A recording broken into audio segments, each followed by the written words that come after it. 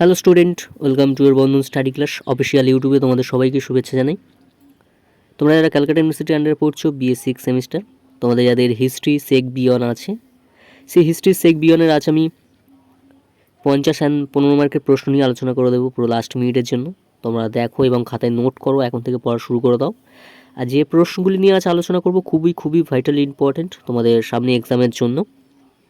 তো চলো ভিডিওটাকে শুরু করা যাক। শুরু করার আগে চ্যানেলে যারা নতুন আছে চ্যানেলটিকে সাবস্ক্রাইব করে নিও এবং ভালোভাবে লাইক করো, বন্ধুদের মধ্যে শেয়ার করো, এর উপকার যেন সবাই পায়।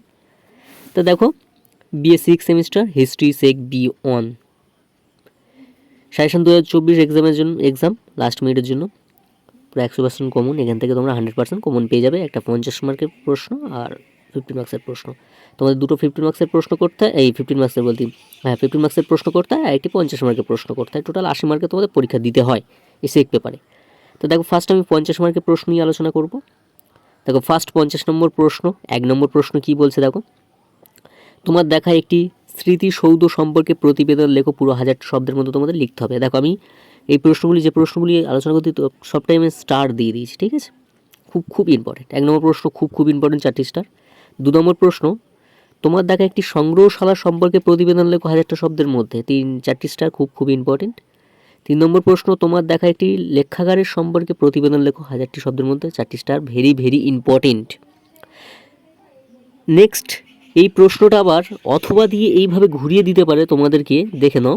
অথবা দিয়ে দেখো, প্রশ্নটা এইভাবে দিতে পারে অথবা দিয়ে, যে তুমি ভ্রমণ করেছো কিংবা অন্তর্জালে দেখেছো এমন একটি সংগ্রহশালা, স্মৃতিসৌধ বা লেখাগারের উপর 1000টা শব্দের মধ্যে প্রতিবেদন লেখো। খুব ইম্পর্টেন্ট। ওই প্রশ্নটা এইভাবে দিতে পারে, দেখে না, এইভাবে প্রশ্নটা একসাথে দিতে পারে। আমি এখানে তোমাদেরকে ছাড় করে দিয়েছি, কারণ তোমরা যে তিনটের মধ্যে যে কোনো একটি করলে তোমরা 50 মার্কে একটি কমন পেয়ে যাবে। তোমরা স্মৃতিসৌধটা করো, তাজমহল বা হাজারদুয়ারি প্রাসাদ। সংগ্রহশালাটা করতে পারো, লেখাগার করতে পারো। তোমরা স্মৃতিসৌধটা করো না, তাজমহলটা করো না। তোমার জাদুঘর করো না, স্মৃতিসৌধের মধ্যে জাদুঘর আর তাজমহলটা করো। তোমরা 100%-এর মধ্যে তো কমন পেয়ে যাবে, একটা তো কম লিখলেই 50 নম্বর। বা তোমরা সংগ্রহশালা করতে পারো, হাজারদুয়ারি প্রাসাদ করতে পারো, লেখাগার আছে। তিনটের মধ্যে যে কোনো একটি করলেই তো হয়ে গেল। 50 নম্বরে একটি 100% কমন পেয়ে যাচ্ছে তোমরা। এই প্রশ্নটা অথবা দিয়ে আমি দিয়ে দিয়েছি, এইভাবে দিতে পারে একসাথে। সংগ্রহশালা আছে, স্মৃতিসৌধ আছে, লেখাগার আছে, 3টি প্রশ্ন একসাথে দিয়েছি। আমি ওখানে ছাড় করে দিয়েছি কারণ তোমাদের বুঝতে সুবিধা হবে। আর এখানে একসাথে দিয়ে দিয়েছি। এই প্রশ্নটা এইভাবেও দিতে পারে, তাই আমি এটাকেও তোমাদের সামনে তুলে আমি কি একটু বলে দিলাম যে প্রশ্নটা এই একসাথে আসতে পারে এবং একসাথে দেবে, ঠিক আছে? তো চলো, তোমাদের 50 নম্বরে আমি প্রশ্নটা ক্লিয়ার করে দিলাম। একটি করলে তোমরা 50 নম্বর পেয়ে যাচ্ছ 100%।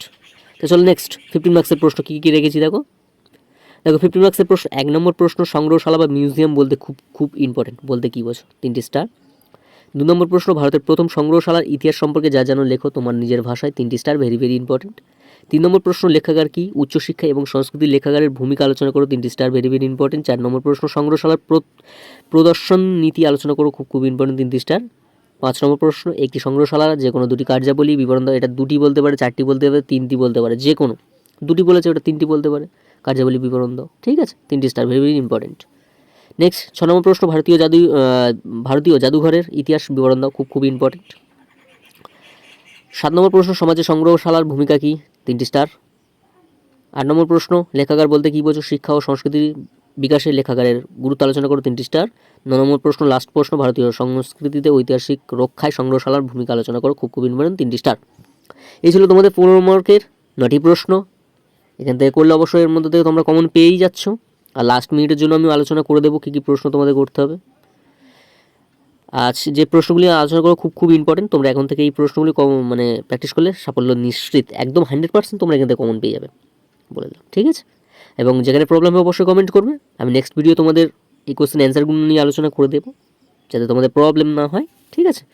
আর কমেন্ট করো কোন বিষয়ে তোমাদের সাজেশন লাগবে, কমেন্ট করো। আমি সেই তোমাদের কমেন্টের কিছুটা ভিডিও নিয়ে আলোচনা করে দেবো নেক্সট ভিডিওতে। এবং প্রবলেম হলে অবশ্যই কমেন্ট করো। আজ তাই এখানে শেষ করলাম। তোমরা সব ভালো থেকো, সুস্থ থেকো, বন্ধু স্টাডিগুলোর সঙ্গে যুক্ত থেকো। আর চ্যানেল যারা নতুন হয় চ্যানেলটিকে সাবস্ক্রাইব করে আমাদের পাশে থেকো। দেখা হচ্ছে পরবর্তী ভিডিও। আজ এখানে শেষ করলাম।